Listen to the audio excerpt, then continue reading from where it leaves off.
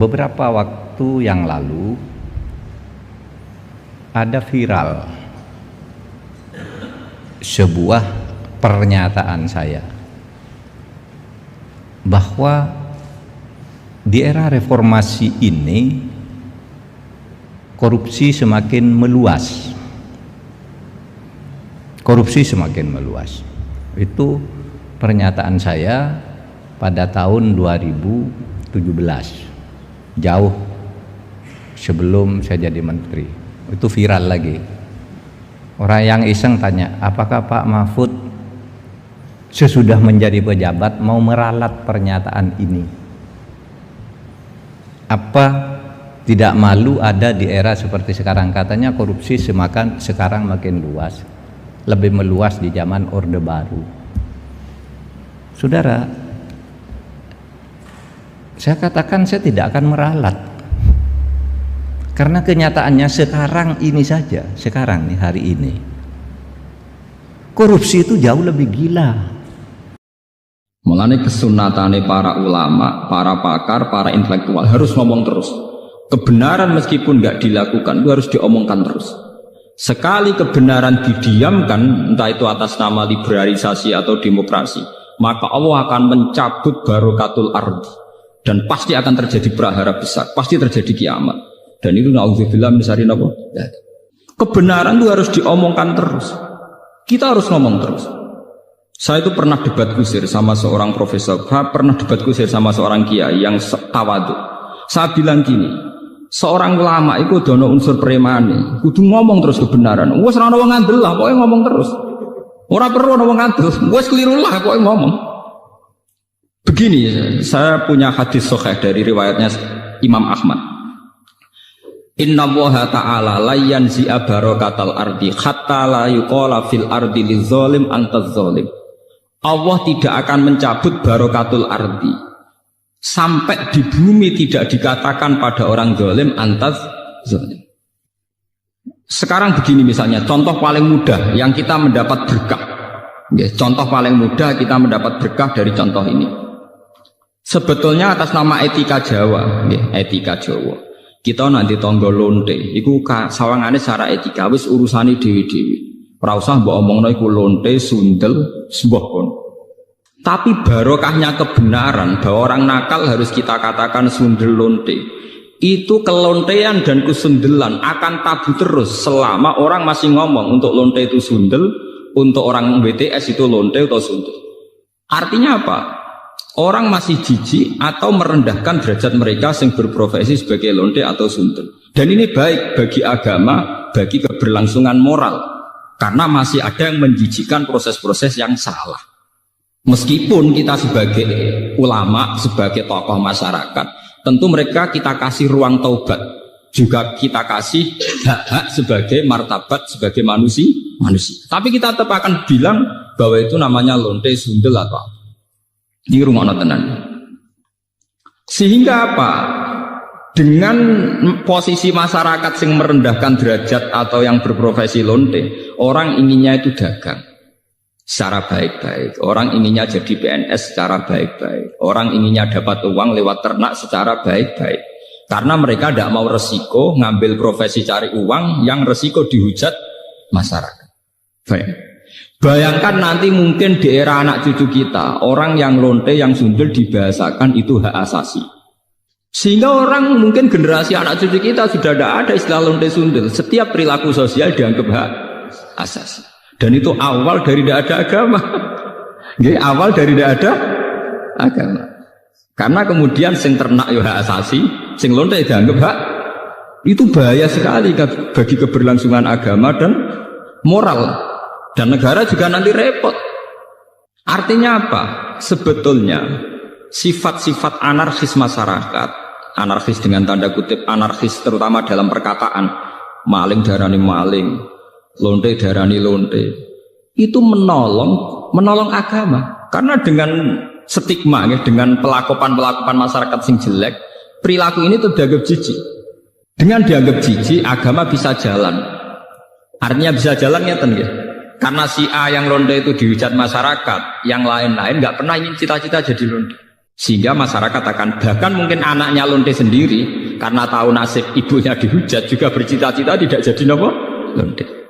Coba kalau tidak mendapat hukuman dari masyarakat, ibuku begitu juga tidak ada apa-apa. Paham ya? Makanya lonte dan apa akan subur di masyarakat yang sudah tidak peduli dengan nilai-nilai ini. Misalnya di kota-kota besar atau di kawasan lonte. Karena sesama lonte saling tidak mengatakan tabu. Makanya aman.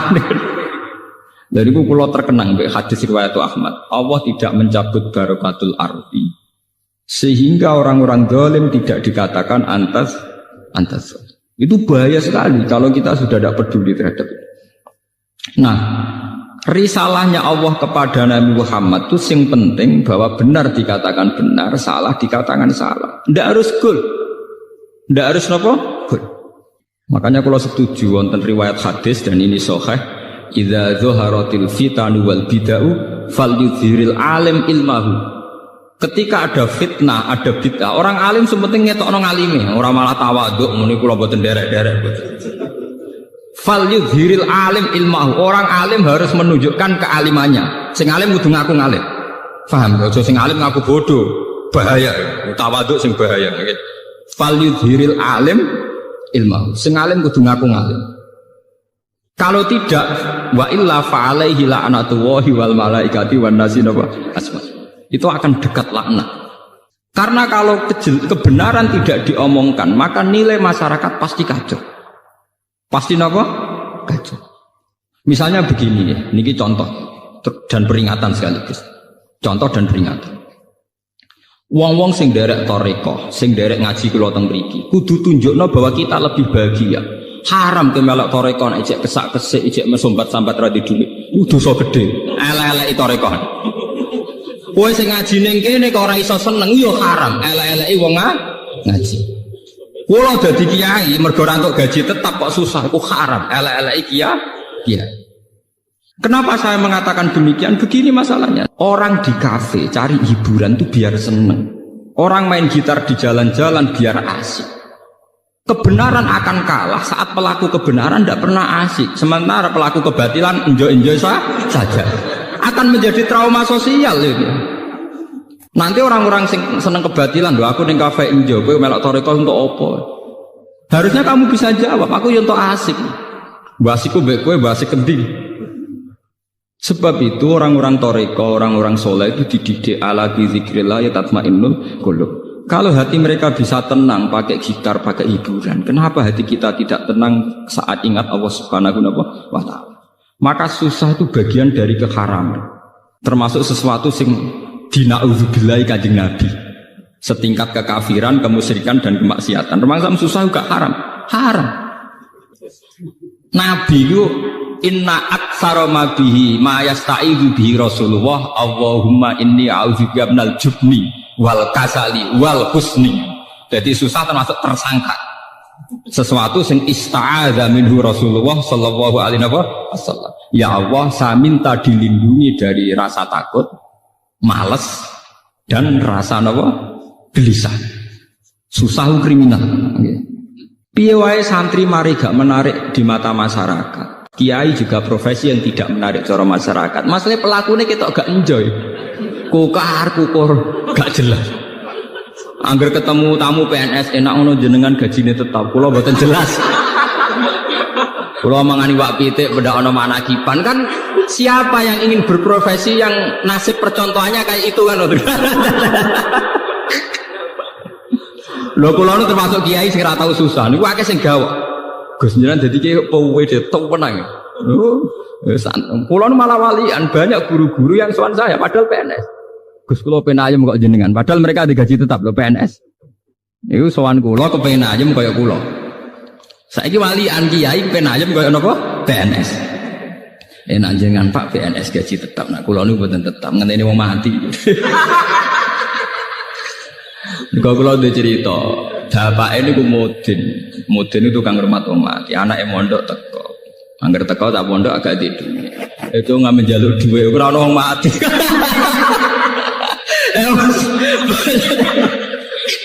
Bagaimana profesi kayak ini bisa menarik? Wong di rezeki ngenteni wong.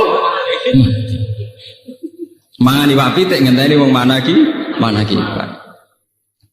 Bagaimana profesi kayak ini bisa menarik? Wis ngono secara fisik ya klunak-klunuk, kukar-kukur. Nah ana pegawai negeri jenengan ngoten enak apa untuk gaji tetap. Kula dadi kiai gajine gak tetap. Saya itu tidak pernah. Itu menurut saya itu haram besar, dosa. Kula sering didolani guru SD, guru SMP, PNS. Resep urip ayam apa Pak? Jadi ayam saya gampang jadi kiai ayam. Tapi kiai penghasilannya kan gak tetap. Dari sapa? Sing gak tetap penghasilan, rezeki pengiran tetap. Oh malah goblok kamu. Rezekimu ngenteni tiap bulan. Rezekiku gak tetep kok saking seringe gak tiap bulan. Aku kadang rezeki tiap dina. Windir. Berarti sampe nak sering di dhuwit. Malah goblok meneh daran rezeki mesti dhuwit malah goblok meneh. Rezeki ora mesti dhuwit, sehat ya rezeki, seneng ya rezeki. Oke malah dadi bodoh meneh daran rezeki mesti napa? Dhuwit. Iku penyempitan ilmiah. Nek wong intelek ciri utamane ora goblok kamu. Termasuk goblok darah nih rezeki mesti nopo duit. Berarti enak gak jadi dia enak banget. Jadi jelas. Eling loh termasuk susah itu ista'adza minhu Rasulullah. Inni a'udzubika minal jubni wal kasal wal hazan. Susah. Termasuk masalah utama umat Islam sekarang. Kenapa tidak bisa kompetisi? Karena mental susahnya itu menggantui. Bagaimana orang bisa kompetisi aman-aman susah kukar-kukur? Tidak bisa.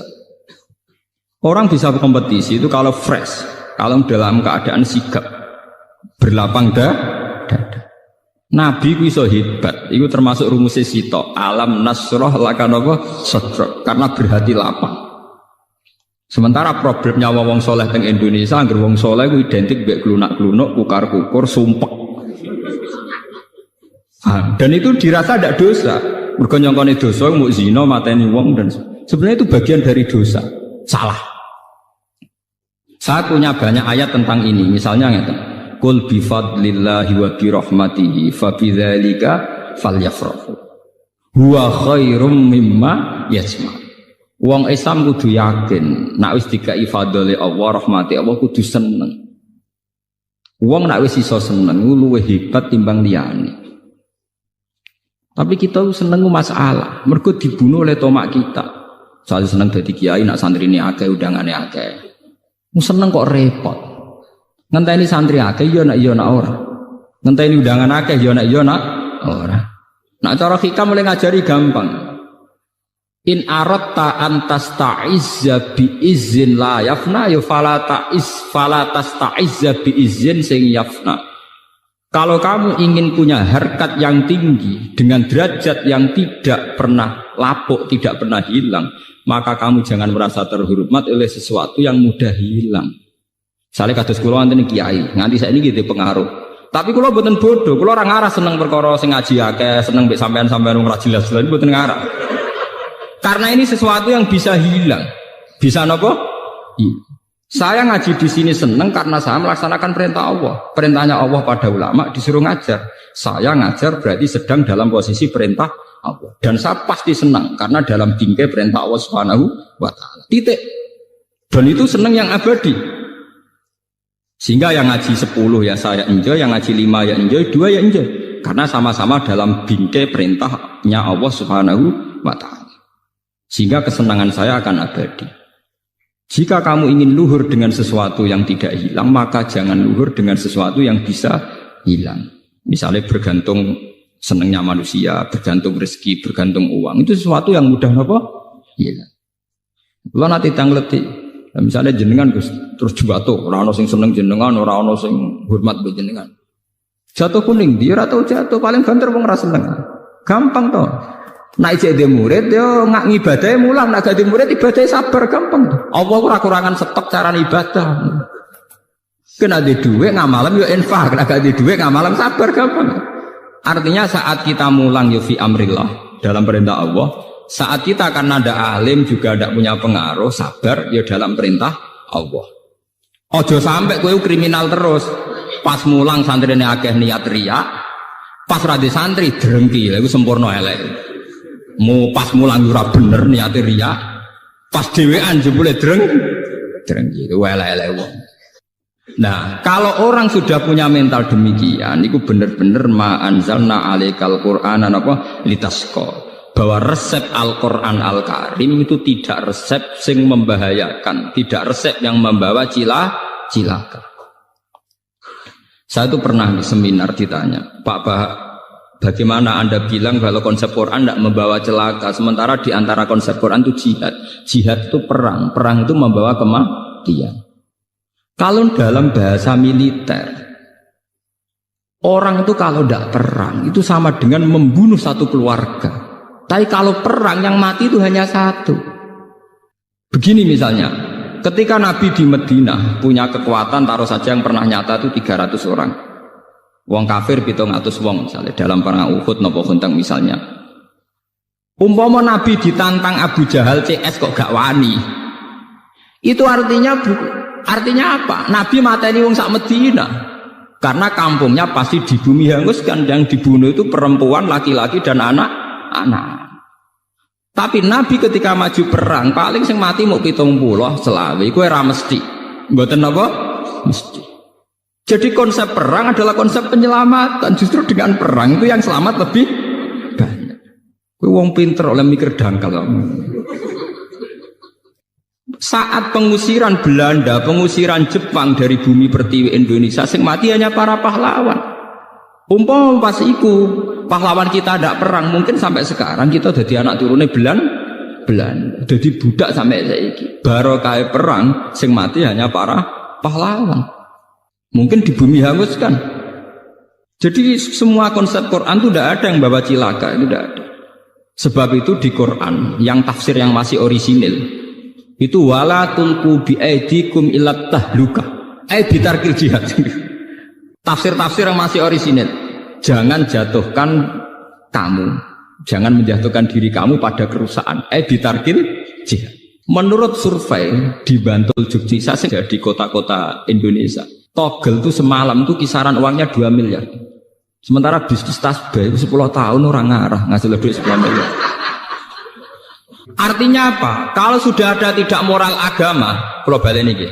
Artinya apa? Kalau sudah tidak ada moral agama, maka pakar-pakar ekonomi akan melirik prospeknya perdagangan wanita, dugem dan prostitusi karena jelas-jelas menghasilkan uang.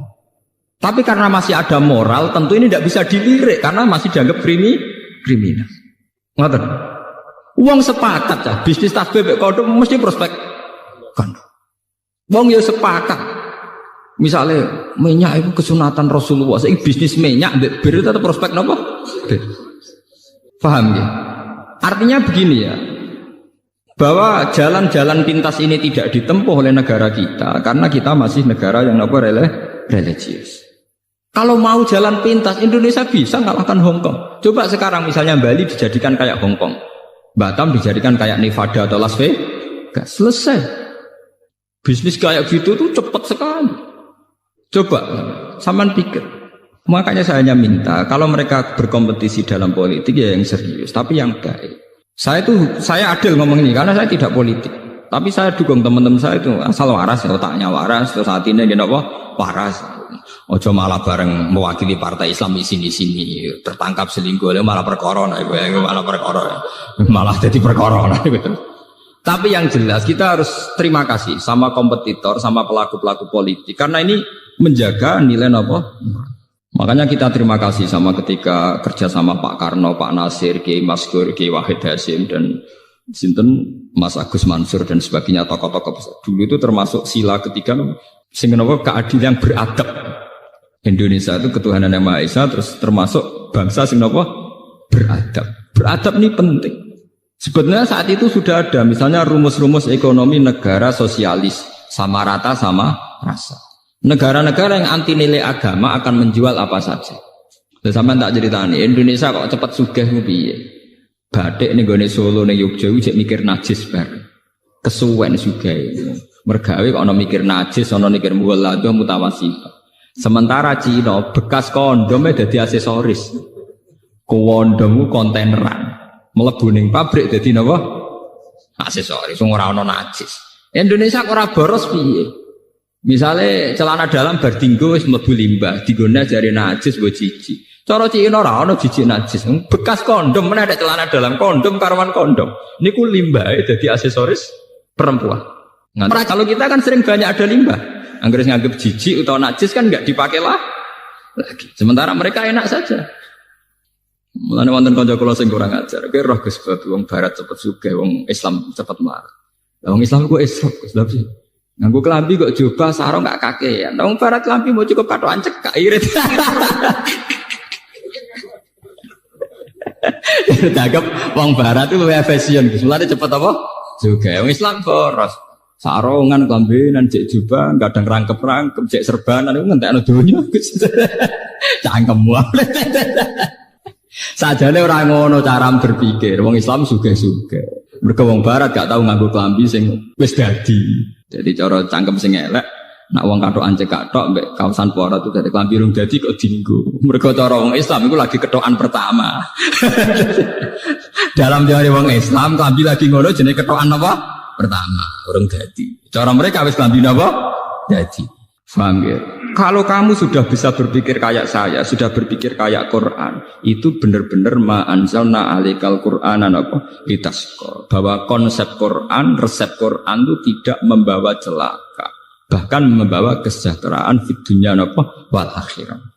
Jadi masalahnya kita sebagai pelaku muslim, sebagai kiai, sebagai ulama, sebagai tokoh Islam, banyak sesuatu yang dilarang Islam tapi menjadi mental kita. Kayak susah itu barang haram ra ketara. Tapi pembunuhan sejati, itu pembunuh sejati susah. Berapa potensi manusia yang dibunuh oleh sifat galau, sifat napa susah. Mulane Kanjeng Nabi sampai a'udzubika. Sebagian riwayat itu inna aksaroma. Sungguh Nabi sangat sering sekali isti'adzah, minta bau reksa, minta perlindungan dari sifat napa susah. Susah itu pembunuh sejati. Ya sementara ning Jawa walian wong soleh ciri utamane gampang susah. Bahaya. Akhirnya sing wong dolim duwe prestasi, sing wong soleh gak duwe prestasi. Maka tidak berlaku fastabiqul napa khairat. Dan ini termasuk kriminal. Semulane kula seneng wonten hadis wae idza zaharatil fitan wal bid'u falyuthiril alim ilmahu wa illa fa alaihi la'natullahi wal malaikati wan nasi napa asma. Contoh mudah itu sekarang. Dulu ketika kita miskin, bangsa Indonesia miskin, itu ketika era Soeharto itu orang bilang karena bangsa kita itu SDM-nya rendah. Muni SDM, pokoknya tersangkanya itu petani SDM. Tapi ketika kejahatan perbankan terungkap, zaman rame-rame kasus BLBI, itu sampai 1.000 triliun. Pinten 1.000 apa? Triliun. Itu orang terus tahu semua bahwa ada sistem yang salah dalam tata negara kita, sehingga kita yang miskin tambah apa? Miskin. Artinya lumayan ketika ada aktor intelektual yang membongkar kasus itu lumayan. Artinya lumayan tuh ya betul sebagian kemiskinan kita karena SDM itu serasa dibakas ya betul, sekarang betul. Tapi tetap di antara faktornya karena ketidakadilan. Misalnya uang negara dirampok oleh oknum tertentu. Artinya ini kan barokahnya value diri alim ilmahu itu, barokahnya orang yang paham dunia itu mau menerang. Kan kalau enggak ya kita akan tersangka terus itu loh. Dikira kita miskin itu karena salah kita tok, bukan salah kelola. Ngoten, paham ya? Tetap barokah. Misalnya sampean susah terus, kula sebagai ulama sering ngomong, wong nak tawakal ayem. Ngomong ngono terus, wong ngantil ora pokoke kula ngomong terus, wong nak tawakal ayem seneng. Kono wong susah terus, nggih kula karek ngekek resep, salam dak tawakal bar lumayan loh. Karena ada kaidahnya, berarti yang susah tidak melakukan sifat napa? Tawakal. Misalnya kulo sebagai ulama akan ngomong terus, sedekah itu penting. Nah tapi golek duit angel dikekno wong gak iman, terus ulama marahi. Yang kamu kasihkan orang itu yang abadi, karena nanti kamu panen di akhirat. Nggih, kamu panen apa? Di akhirat. Justru yang kamu pakai pribadi itu rawan ndak abadi, karena kadang nuruti nafsu. Sehingga kita mulai punya tradisi sing dikekno wong iku sing abadi. Ya kita akan ngomong gitu terus. Jangan sampai rumus sedekah ini kalah dengan rumus ngunggolek duit angel kok diajar kok ngekei. Wow. Karena yang ngomong gini tuh ngomong terus, wong medhit tuh ngomong terus. Lah jangan-jangan ulama kalah, ulamanya juga harus ngomong sing mbok kekno wong dadi sangum ning akhirat. Jangan sampai sing medhit kampanye golek duit angel-angel dikekno wong meracuni ulama, sementara ulama ra iso mempengaruhi pikirane wong medhit. Iku ulama kualik jenenge paham. Mestine ulama sing mengaruhi wong awam, ora kok wong awam mengaruhi ulama. Itu pentingnya fastabiqul khairat. Itu juga butuh kompetisi dan butuh kontinu. Artinya ya kudu ngomong terus.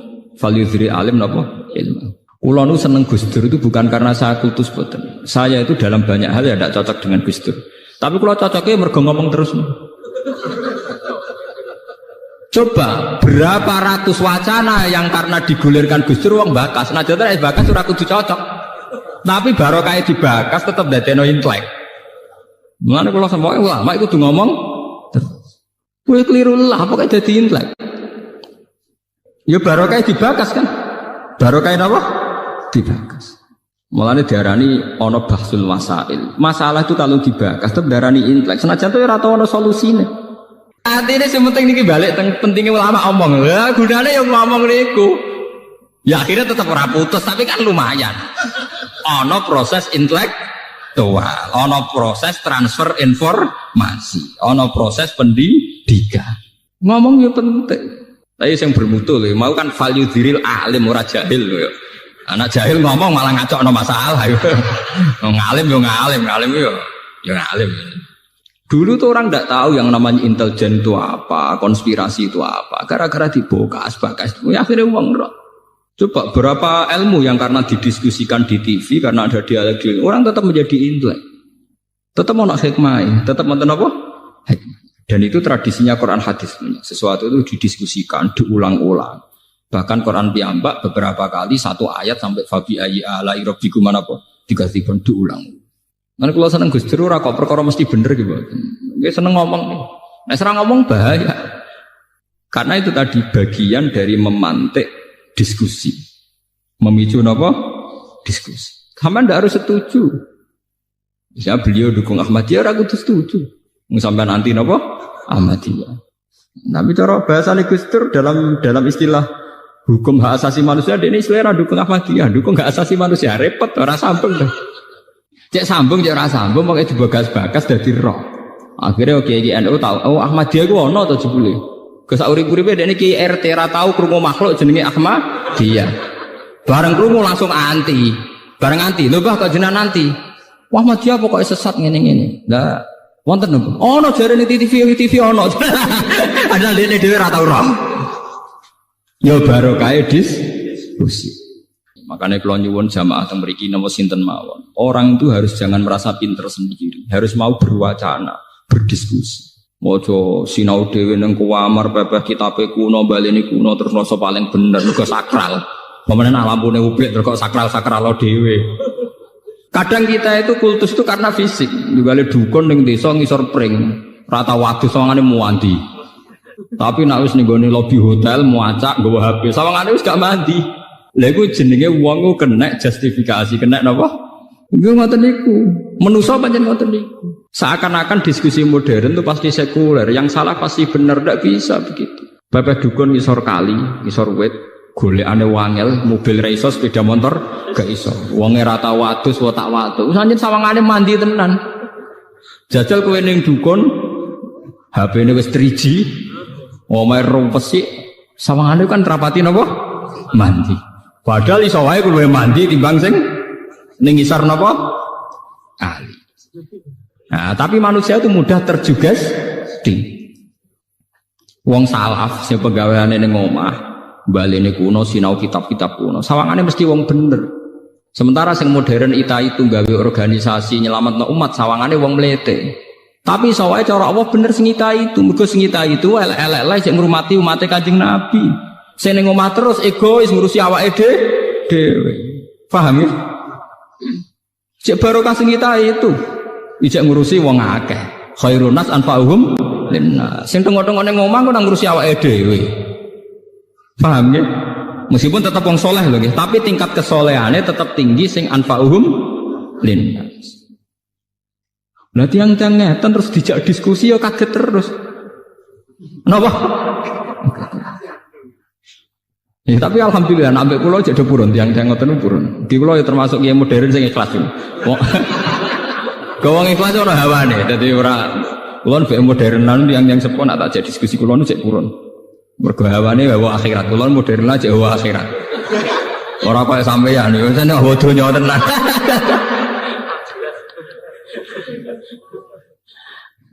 Mun kula baleni malih. Ma anzalna 'alaikal qur'ana litasqa illa tazkiratal liman yakhsha. Tanzilam mimman khalaqal arda was samawati wal. Terus mriki wonten masalah napa nggih? Masalah teologi Islam Ar-Rahmanu 'alal arsis tawa. Ngeten kula terangaken. Dalam ayat-ayat yang zahirnya itu ada pensifatan Allah sing mirip dengan makhluk. Misalnya ada ayat ya duwahi fawqa napa aydihim. Tangane Allah itu luwih kuat timbang tangane makhluk. Ana ayat Allah itu lungguh bersinggasana duduk bersinggasana ning atas singgasana kerajaan Ar-Rahmanu 'alal arsis tawa. Nabi Musa didhawuhi pangeran walitus na'a ala aini. Sa kowe tak ingeti mripatku terus jare pangeran sa kowe tak ingeti mripatku terus. Ayat-ayat yang kayak ini yang secara zahir ada kemiripan Allah dengan makhluk niku dalam teologi Islam disebut ayat mutasyabihat. Ayat-ayat sing zahire Allah serupa kalian Allah makhluk. Padahal jelas-jelas aturan pokok dalam mensifati Allah niku jelas-jelas laisa kamitslihi napa syai'un. Allah ndak ada samanya. Atau dalam istilah populer Allah mesti mukhalafatul lil hawadisi. Nah, tengene surat Ikhlas istilahnya walam yakul lahu kufuwan ahad. Allah tidak ada sing ngembari. Lah akhirnya ulama itu ya mau butuhe ra kembar. Akhirnya ana loro meneh, iki diskusi meneh. Jare ulama salaf takoki. Imam Ahmad ditakoki Imam Malik. Apa Allah di tangan yo duwe wong dawe Allah ya duwe fa kono apa aitihim. Ra koyo kita ya ora koyo tangan.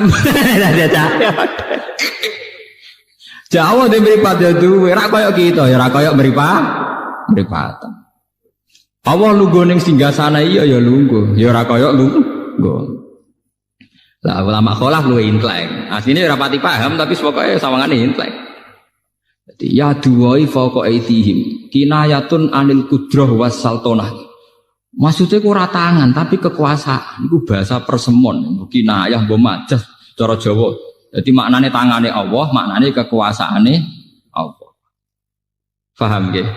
Lah ana sakniki wonten ayat Allah duduk di singgasana kerajaan, maknane bertahta. Tunggale misalnya raja baru diangkat kan dikatakan raja bertahta, duduk di atas singgasana. Padahal pas dibenem mbek ngadeg loh. Raja itu saat dinobatkan jadi raja mbek lungguh ta mbek ngadeg. Tapi istilahnya duduk di atas singgasana, maknane bertahta. Iku jenenge takwil. Nggih, jenenge napa? Takwil. Lah ana Allah disebut Allah kagungan mripat, maknane kagungan penglihatan. Meskipun tidak mripat sing lahu hadaqatun sing kados kita duwe teleng, duwe retina, duwe bola mata dan sebagainya.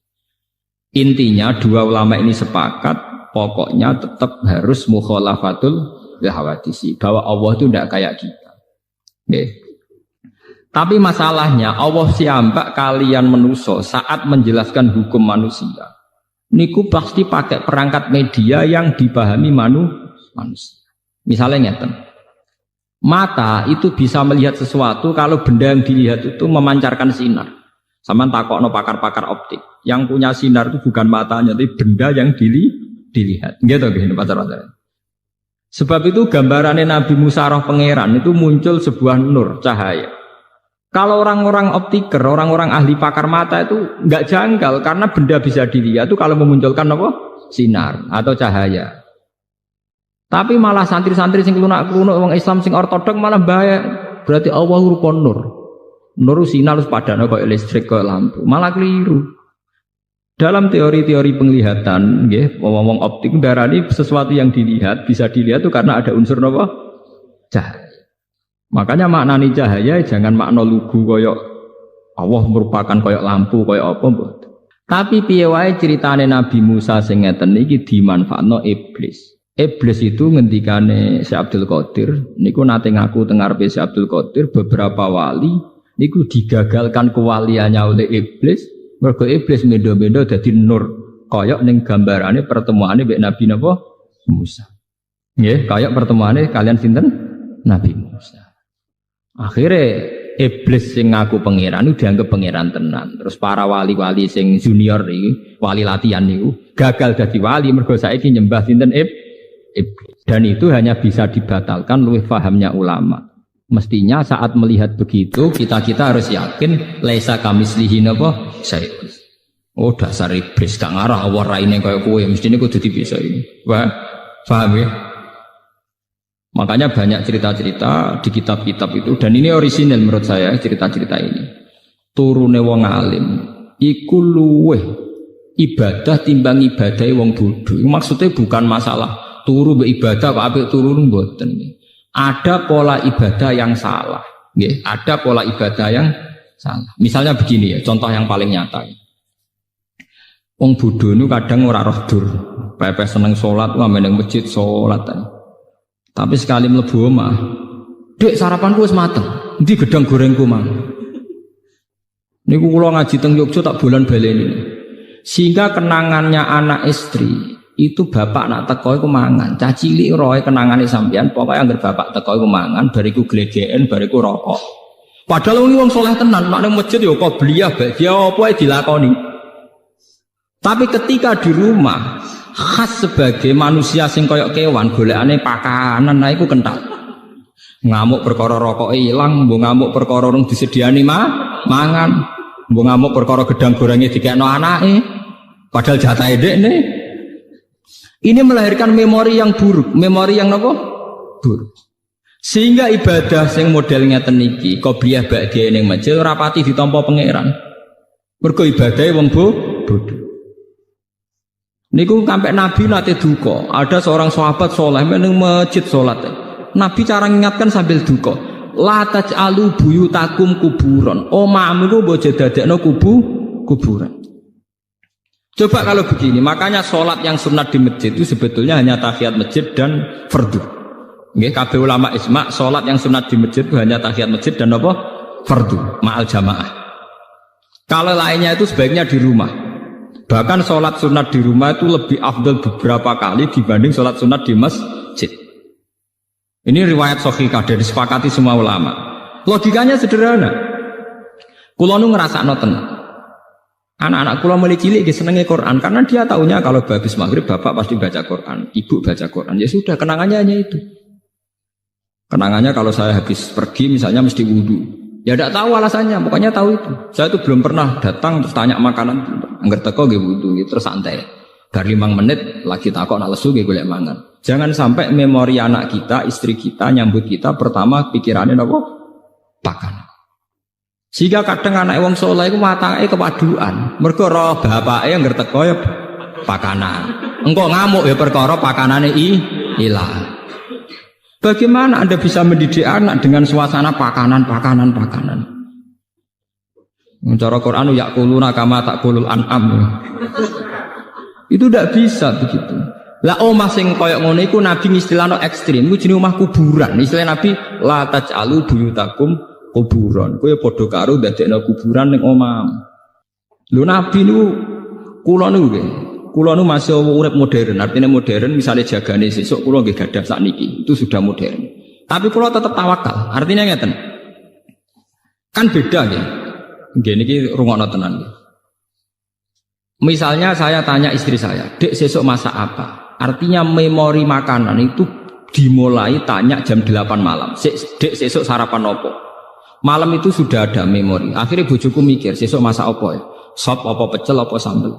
Berarti bengi iku serapati eling pangeran. Mergo mikir nentokno senengane bojone. Wesuk tangi turu memulai piye carane gawe pecel. Itu kriminal. Nah, ulama ngoten napa? Kriminal.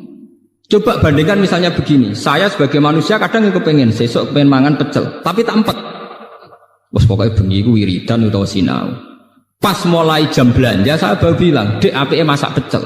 Itu ada waktu 12 jam di mana saya punya ruang yang bebas mikir agama, mikir ilmu. Bojoku ya di ruang bebas tahajud, mikir ibadah. Karena enggak perlu dicekoki sesuk masak apa. Bedanya sangat beda. Paham ya?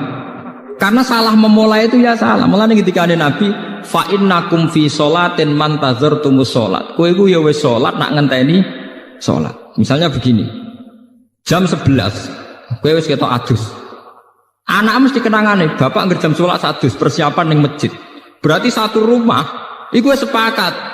Bapak ora ngarah mangan, ngger adus mesti persiapan ning masjid. Ora ngarah mangan. Bojo ora perlu nabrak goreng tempe, goreng gerah, wis kere ribet. Paham ya? Lho niki penting, kadang kita wis melarat ribet. Kowe wis melarat, wis terkenal nak teko-teko takok pakanan. Wong duwene gerah mbek lengkok kletik entek. Wah akhirnya bojom kan ribet. Wong melarat malah repot. Goreng tuku lengose. Engko barang apa nyumet koreke rusak. Paham ya? Lu wis ngerti nak mangane dekne ngribetno bojo kok teko-teko takok napa? Mangan iku ora memperkeruh masalah to. Coba kalau dari awal sampai tradisi Islami, karena Rasulullah idza qadima min safarin bada habis salat. Bojomu kan tenang. Gerah ya rontok entek, minyak goreng yang rontok entek, tapi tenang ya, bojoku teko mesti salat sik. Engko ora ngawur arung mangan, wong bar salat itu setane ilang, rapati kereng. Setane rapati kereng. Artinya bener-bener ma anzalna alikal Qur'an apa litasqa. Sing mari kowe tasqa mergo ora tau konsep Qur'an. Kere mentakok pakanan. Wah, akhirnya kayune entek, bojone nyebul kompor barbar. Tetep ra mateng-mateng omak. Bareng diamuk sesuk bojone nglawan. Kon masak ngono suwi, ora suwi piye Mas? Duwe ra duwe gara-gara kowe. Wah, akhirnya malah parah. Luwih parah meneh kan. Menggugat aslul masalah. Coba kalau sampean terkenal ning ngarepe bojo manamu. Itu harus dilatih. Saya sendiri juga hingga detik ini melatih. Ibu kula nu paling tenan, mboten. Jadi kamane nyedakno mangan kula kok keliru, wis yakin gak ngarah bojoku ngamuk urusan pakanan. Wis pede pol wis. Kula lah tak jaga betul. Makane kula tapi kula wong modern dadi tak elmoni. Kecewa mangan ning omah ya marung kok.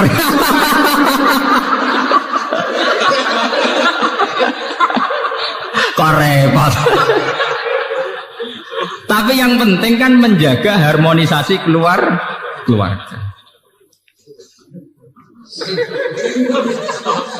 Nggak artinya nggak apa-apa loh. Ilmu modern dipakai sarana untuk kebaikan bersama.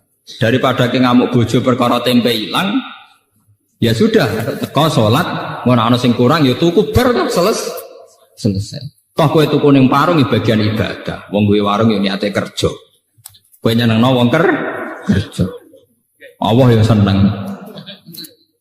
Mbah kula nu senengane marung, bapak kula senengane marung. Nanti kula tangklepi. Cara ulama itu kan marung kadang pantangan. Tapi nak bapak kula, mbah kula termasuk guru kula gak seneng marung, tak takoki. Wong gawe warung iku apik-apike wong. Artinya ndekne melawan cara mendapat rezeki secara jalan pintas. Mulane Kanjeng Nabi menghormati betul wong kerja. Ketika Nabi ditanya ibadah terbaik itu apa? Jawab Nabi amalur rajul biyadihi. Orang bikin warung itu artinya melawan mencari rezeki lewat prostitusi. Orang bikin toko itu artinya melawan mencari rezeki lewat maling dan lewat jalan pintas. Maka proses-proses perdagangan ini menurut Islam semuanya dianggap ibadah. Karena sama saja melawan bentuk nyari rezeki lewat jalan pintas. Tapi kita kadang sebagai kiai ku bodoh, nganggep wong di warung kedunya. Wong di toko gede napa? Kedunya. Dia seneng ya monis wong liya gitu. Membuat tenang, Nabi piyambak itu memberi apresiasi penghormatan yang tinggi. Nabi ketika ditanya ibadah terbaik itu apa? Amalur rajul biyadi. Nabi pernah ditanya ayul kasbi atyab qol amalur rajul biyadihi wa kullu bai'in mabrur. Semua perdagangan itu ibadah. Kula nate teng pertemuan niki awal-awal cerita, kenapa semua perdagangan ibadah? Wong melarat dikei kadang izin, mergo merasa tidak memberi apa-apa. Tapi nak sampean duit 100 juta terus mergawe, niku tetep barokah. Rezekine nyiprat ning supir ya barokah. Ning gone tengkulak nggih napa? Barokah. Ning karyawan nggih napa? Barokah. Engko nek kowe mblegedu duwe satpam ya barokah bagi keluarga napa? Sehingga Nabi itu penghormatannya itu tinggi sampai dimasukkan yang terbaik dari kalian yang melakukan tijarah, perdagangan secara baik. Karena akan melahirkan sistem ekonomi, sistem ketahanan napa? Kehidupan. Jadi kadang-kadang kita jadi kiai ku latah, angger mergawe dianggap napa gedhe. Lantar kula nu anggere esuk nganti sakniki teng pasar. Kula tunjukno bahwa ndak keliru orang menganggap kiai ning pasar ku elek. Kula anggere esuk ning pasar jajak. Angger kepen lawa apa ya tuku, seneng tuku mangreng, gampang. Bojo ora kangelan aku ya seneng selesai to. Kadang didramatisir, wong itu nak masak sing lanang ora mangan niku tersinggung ngene. Lah mari sing lanang ya tersinggung, sing wedok tersinggung. Nang perkara mangane kok tersinggung. Tersinggung krana pangeran ya kenek to. Tersinggung ya perkara gedang gedang. Paham ya kula baleni malih iki. Kenapa ibadahnya orang bodoh itu kadang dianggap salah? Karena kadang begitu itu tadi kejadiannya. Orang menghabiskan suasana religius di masjid, di rumah sama sekali nggak kebagian. Sehingga teko masjid, ijek nganggo serban, kabine cek takwa. Ndi Bu mangane? Ngerti aku teko mangan ra disiap lho. Kabine takwa omongane kok setan. Paham ya? Tempe hilang ngamuk, bareng sajadah hilang ra ngamuk. Artinya yang terkait agama ora tersinggung, tapi nak terkait weteng napa? Tersinggung. Paham ya? Ini contoh ya betapa kadang ibadah wong bodoh dianggap parah karena kadang ya begini nih kejadiannya. Begitu juga adat Jawa. Adat Jawa jare nek ana tamu sing ramah mbek tangga sing ramah. Akhirnya mbek tuamu ramah, simpol pitik digono tamu. Sayap di sugono tamu, anaknya apa mek sidik, goblok, gue tamu. Artinya apa? Api dintekno ning wong liya, anaknya mau keduman sifat elek. Nak kula boten cocok. Kula ditamu nggih tak hormat, anak nggih tak hormat. Nak ning Jawa walian, misalnya kula dadi kiai atau dadi bos atau dadi wong lanang. Cepet dedek masak, iku ana tamu. Goblok tamu wis lak mulai nang mateng. Kowe kok ngekeki mangan tamu iku umpama untuk ganjaran. Iku mbok akeh ndi mek dosane kenyentaki bojo. Paham? Misalnya ke kiai sekejadiane ngoten, kiai kadang nyentaki santri. Nek mergo kon kesusu hormat tamu. Umpama hormat tamu iku ibadah, tapi ambek ngomak ngamuke iku mbok akeh ndi dosane, paham? Lah ini namanya kebaikan sing dientek-entekno. Ambek tamu alus tok. Gamane tamu untuk ndoket tok. Sing dikongkon kok ri tok. Lha iku ora oleh cara Islam kudu seimbang. Tugale mau ning masjid. Masjid untuk sholat fardu, untuk qobliyah, untuk ba'diyah, aja untuk deresan Quran. Bareng tok omah, bakasane gedang goreng, njuk kopi, njuk teh. Dadi omahe tersinggung.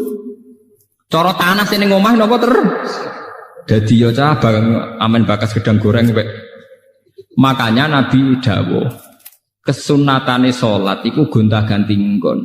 Ngendikane Nabi, perbanyaklah tempat-tempat sujud. Dengan demikian saksi kamu nanti di akhirat banyak. Sehingga kalau kamu sujud di masjid, masjid bersaksi kalau kamu bersujud. Nanti di rumah, ruang tamu sujud, ruang tamu kamu ya bersaksi bahwa saya pernah dipakai sujud. Di kamar kamu juga sujud, kamar kamu bersaksi bahwa saya pernah dipakai sujud. Nah ini pentingnya ngawang alim. Maksudnya ini kalau cerita, kenapa kadang ibadah yang bodoh dianggap salah? Orang kok salah ibadah boten, kadang ora roh dur, paham ya? Ora roh napa? Dur. Boten ibadahnya nggak apa ibadah. Tapi akibat dari salah kaprah ini melahirkan tradisi sing jomplang. Hormat tamu berlebihan, ning jero sentak-sentak. Nang masjid religius kok malaikat sekali tok omah koyok setan. Nah itu yang dianteni Nabi itu enggak boleh. Sampai Nabi ngistilahno la taj'alu buyutakum napa kuburan. Omam iku aja dadekno napa kuburan. Nah, kalau kita sudah bisa begitu pasti ma anzalna alikal qur'ana napa litas. Lan sakniki dilatih nggih. Kula pun ngelatih pada diri saya. Misalnya sampean pengen masak sesuk apa, jangan bicarakan malam ini, nunggu sampai besok. Itu Nabi dekat. Nabi itu luar biasa. Mulane kalau percaya tenan Nabi Muhammad Nabi, percaya tenan. Detail. Lho Nabi nu mboten nate tangklet sesuk ana sarapan ta ora. Sehingga sampai menjadi hukum fikih, poso sunat itu ora perlu niat dinepno. Nggih, poso sunat itu ora perlu nginepno napa? Niat. Kejadiannya sederhana. Logikanya gampang. Dalilnya itu Kanjeng Nabi agar esuk lagi takok. Cara mriki nggih 6:30, waktu duha 6:30. Sah. Ana sarapan. Mboten enten ya Rasulullah. Jari Nabi ya enak jare. Idzan asumu. Nek ora ono sing tak pangan ya tak poso sah. Sampai dadi hukum nak poso sunat ora perlu ni. Itu tidak mungkin terjadi pada sampean karena Abu Bakar mulai maghrib sesuk ana sarapan ora wis serah. Ngoten to. Artinya kesimpulan dari cerita itu betapa Nabi tidak bakas di malam harinya. Andai kan dibakar kan sudah tahu, paham ya? Ngoten. Kejadian itu orang arah terulang kagak sampean. Mesti wis serah deh. Kere ta ora sesuk wis serah. Tapi resikonya itu tinggi loh. Kalau sampean ngerti ora di dhuwit sesuk roe bengi, itu bingungnya mulai bengi. Lah nek roh kan mulai esuk lagi bingung. Kan lebih singkat, bingungnya lebih apa? Singkat. Jadi ajarannya Nabi itu yang membahagiakan, mempersingkat kebingungan. Loh, ini terapi tenan lho. Kalau ngaji tak niati jagongan, ini terapi tapi tak warai. Niki terapi. Lho kula nu dadi kiai aja perkara ning ngoten. Dadi tak elmoni. Suratul Qasas utawi kibab utawi ayat surat Qasas. Nggih, Qasas maknane ceritane para nabi. Makkiyatun te surat iku bangsa Makkiyah. Illa innalladzi farada 'alaikal qur'ana la radduka ila ma'ad, kecuali ayat innalladzi farada 'alaikal qur'ana la radduka ila ma'ad al ayat. Nazalat umurun apa ayat innalladzi farada bil juhfati ana ing juhfah. Juhfah niku mpun di luar Mekah. Wa illa alladzina atainahumul kitab lan kecuali ayat alladzina atainahumul kitab ila qaulihi la nabtaghil jahilin.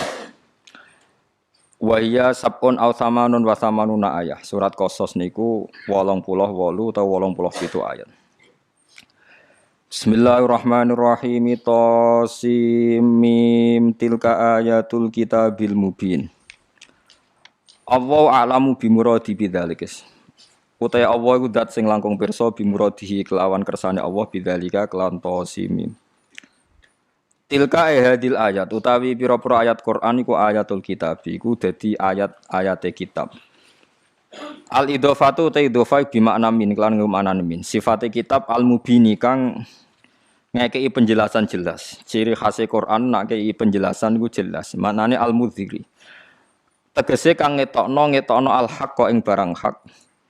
Minal batili saking barang batil. Dadi barang hak iku ketok banget beda mek barang batil.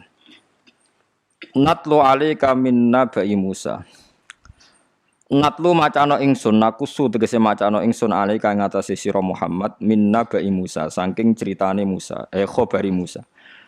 Tegese critane Musa Firaun lan Firaun. Olehku nyritakno ning kowe Muhammad bil haqqi kelawan hak aysidki tegese bener sesuai kejadiane. Li kaumin kedhe kaum li qaumi yu'minun kedhe kaum sing iman. Li ajlihim tegese krana kaum sing yu'minun. Li annahum krana sak temne kaum sing yu'minun ku al muntafiquna sing ngalam manfaat bihi bina bai Musa atau bihi bil haq. Inna fir'auna sak temne fir'aun iku ala iku kumuluhur sapa fir'aun ta'azzuma tegese sombong sapa fir'aun fil ardi ing dalam bumi ardi Misra tegese bumi Mesir. Wa ja'ala lan gawe sapa fir'aun ahla ing pira-pira penduduk Mesir digawe syi'an ing pira-pira kelompok. Syiah niku nak dijamakno syi'an ing pira-pira kelompok, syi'an tegese ing pira-pira kelompok. Firaqon tegese pirang-pirang kelompok fi khidmatihi ing dalam ngitmai Firaun. Yastatifu ngelemahno sapa Firaun taifatan ing sekelompok minhum saking ahli Misra, penduduk Mesir. Hum utai taifah sing dilemahno Firaun iku Banu Israil, iku turunan-turunan Israel. Maksudnya turunan Israel sing urip teng Mesir. Idzabihu nyembelih sapa Firaun abna'ahum pira-pira anak lanange Bani Israil al-mauludina kang den lahirno. Wa yastahilan ngurip-ngurip sapa Firaun nisa'ahum ing sing wedok. Sing lanang dipateni sing wedok diberbudak. Yastabqina tegese netepno sapa Firaun hina ing nisa ahya'an hale urip. Liqauli ba'dil kahanati krana pengucape sebagian dukun. Wong tukang nyondro, tukang nebak lahu maring Firaun. Oleh ngucap inna maulud dan satemene bayi lanang yuladu kang den lahirna sapa maulud fi Bani Israila ing dalam Bani Israel. Iku yakunu ana sapa maulud iku sabab zawali mulki ka dadi sebab ilange kerajaane jenengan. Innahu kana minal mufsidin. Innahu sak temne Firaun kana iku ana sapa Firaun iku minal mufsidina setengah sange wong sing rusak kabeh. Bil qatli lan mateni wa khairi lan liyane qatl. Mon niku terus. Wa nuridu lan kersane sapa ingsun, maksud ini dawuhe pangeran sing boten hikayah. Wa nuridu lan kersane ingsun annamun ento paring ingsun. Alal ladina ing atase wong akeh ustutifu kang den lemahno sapa ladina fil ardi ing dalam bumi. Aku ngersakno wong sing dilemahno Firaun tak kei nikmat wa nas'alahum lan gawe ingsun hum ing alladina ustutifu tak gawe aimmatan. Utawa aimmatan ing pira-pira imam bitahqiqil hamzaten aimmatan wa ibdali saniyatiya an aimmatan. Wong-wong sing dhisik dilemahno Firaun tak kei nikmat kemudian mereka dadi pemimpin, ora sekedar selamat tapi plus dadi pemimpin. Yuk tada kang denut sapa bihim aimmah fil khairi ing dalam keapian. Wa nas'alalan gawe ingsun hum ing alladzina sutifu tak gawe alwarithina ing wong sing maris. Mulka Firauna ing kerajaane Firaun. Dadi ora sak marga, ora sak kasta tapi malah dadi pewaris ketika Firaun tumbang.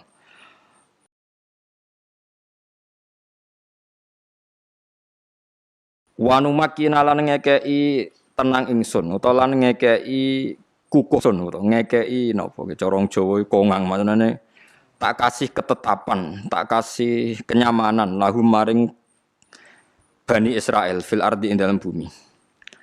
Ardi Misra tegese bumi Mesir wasyam lan Syam. Wa nuriyalan merohno ingsun Firaun ing Firaun wa Haman lan Haman wa junudahu lan pasukane Firaun lan Haman. Lan mereka Fir'aun Haman dan pasukannya tak kasih tahu, tak beritahu. Minhum makan yahdharun, maksudnya tak ngertikan apa yang mereka takuti ya. Wa fi qira'atin wa yara, in fi qira'ah yara bi fathi tahtaniyah warra. Wa raf ilasma lan rafa'na pira-pira isim masalah sati kang telu sebagian qira'ah yu wa yara fir'aunu wa hamanu wa junuduhuma minhum makanu yahdharun. Wa yara lan akhire ngerti sapa Firaun wa Haman lan Haman wa junuduh malan balane Firaun lan Haman. Nak kira kita kan wa nuriya Firaun wa Haman wa junudahuma minhum sanging kabeh. Ngerti mak ing perkara kanu kang ana sapa ngake ya daruna kuwatir sapa ladina ya khaufuna tegese kuwatir sapa ladina. Minal mauludi sanging bayi alladzi kang yadhabu kang dadi ilang apa mulkuhum kerajaane wong akeh Firaun sak balane ala yadehi ing atase tangane maulud. Wa wahana lan paring wahyu ingsun wahya ilhamin tegese wahyu ilham au mana min to wahyu liwat turu ila ummi Musa maring ibune Nabi Musa. Wa huwa te Musa iku al maulud iku bayi sing dilairno al mazkuru kang den sebut. Walam yasyur lan biwiladatihi lan ora ngerti sapa wae biwiladatihi kelawan kelahirane Musa sapa ghairu ukhti sapa saliyane dulur wedoke Musa. Ibune Musa takei ilham an ardi, mbok yo nyusoni sira hi ing Musa. Fa idza khifti mongko nalikane kuwatir sira alaihi ing atase maulud dirupane Musa niku fa'alqihi mongko mbuak sira hi ing Musa fil yammi ing dalam segara. Manane al bakhri tegese segara, manane segara to mriki ayin naili tegese sungai Nil. Wala takhafi lan aja kuwatir sira gharqahu ing tenggelame Musa nggih, wala tahzani aja susah sira li firaqihi krana pisah Musa. Inna saat temen ingsun Allah raduhu bakal balano ingsun hu ing Musa ilaiki maring sira. Wa jailuhu lan wong sing gawe lan dat sing gawe Musa digawe minal mursalina setengah sange wong sing diutus kabeh. Fardu adhu mongko nyusoni sapa Musa hu ing Musa salah satu asyuren ing 3 wulan. Layap ki ora nangis sapa Musa. Wa khofat lan kuwatir sapa Musa alihi ngatasé Musa. Fawadu adhu mongko ngletakno sapa Musa hu ing Musa fitabuten ing dalem napa kotak niku napa jenenge peti iki. Mutallan ingkang den tutup bil qori kelawan kor. Ki gunane kor niku lho sing dienggo aspal niku lho. Kados aspal lho. Dados riyen supaya air gak masuk. Riyen ra ono lem pokoke napa dikai aspal sing napa tir tebal niku. Min dakhilin saking jero. Mumahatin kang den kai limek sapa lahu kedhe Musa fihi ing dalem dakhil. Nggih dikai kasur cara niki. Wa akhlaqat hulan ngunci sapa ummi Musa hu ing Musa. Wa alqat hulan umbe ana sapa ummi Musa hu ing Musa fi bahrin Nail ing dalam sungai Nil. Lailan ing dalam wektu bengi. Faltaqatahu mongko metuki hu ing nemuk nggih, hu ing tabut ai bitabut. Sobi hatal laili ing isuke bengi. Sapa alu Firauna. Sapa bala-balane Firaun. Awanu Firauna tegese pira-pira balane Firaun. Fawadauhu mongko ngletakno sapa alu Firaun hu ing Musa bena Musa ngoten nggih hu ing Musa benati ana ing ngarepe Firaun. Wa fatahalan buka sapa Firaun, wa akhrajalan ngetokno sapa Firaun Musa ing Musa min sanging tabut. Wa halate Musa ya musuh iku ngemut sapa Musa min ibhamihi saking jempole Musa ngemut utawa nyedot labanan ing susu. Yani umum mukjizat liyaku nalahum adu wa hasana. Liyakuna supaya ana sapa Musa lahum maring Firaun wa alihi fi aqibatil amri ing dalam akhir-akhire dadi iku aduan iku musuh. Yaktulu mateni sapa Musa rijalahum ing tokoh-tokohe wong Mesir wa hazananan dadi barang wong sing nyusahno bikin repot. Ya stabidu tegese akhire iso ngatur sapa Musa nisaahum ing wong wedok-wedoke wong Mesir. Wa fi qiraatin bidzamil ha wa sukuniza husnan. Kita macane hazanan sebagian kira aduwa wa husna. Lughatan iku lughat karone fil masdar dan masdar. Wa wa taiki huna ing dalam kene bi makna ismil fa'ili karone makna isim fa'il. Min hazanahu ka ahzanahu sami niki.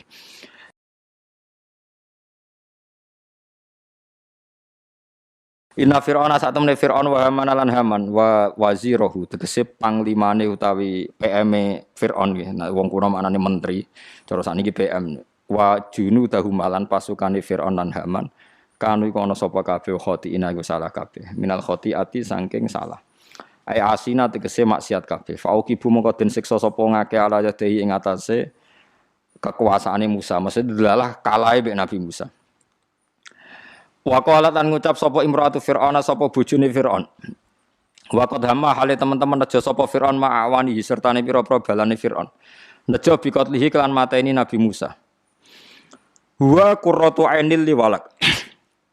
Huwa te Musa iku qurratu ainin dadi tenange mripatku li kedhe ingsun walakala ngedhe sira. Ketika Firaun kepengin mateni Nabi Musa jare bojone qurratu ainil liwalak. Aja pateni. Kowe iku tetep seneng caiku mbek aku, la tak tulu aja mateni sira hu ing Musa. Asa menawa-menawa ayan fa'an maring manfaat sapa Allah nak ing kita au natakhida. Asa ayan fa'ana.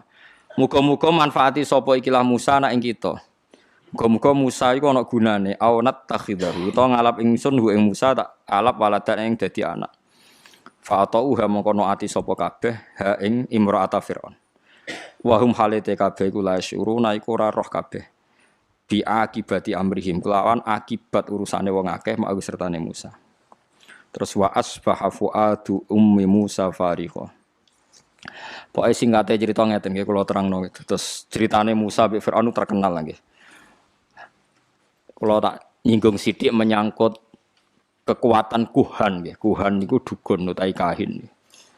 Dadi ngantos sak mangke nggih kados mungkin sampean nate delok teng TV niku, peramal-peramal yang wawancara terbuka yang terbukti benar secara internasional kados gempa di Aceh, terus ada angin ribut teng Florida, teng Amerika, itu kan banyak orang peramal yang mimpi terus jumpa pers, disaksikan orang nopo banyak, kemudian kejadiannya ya seperti itu.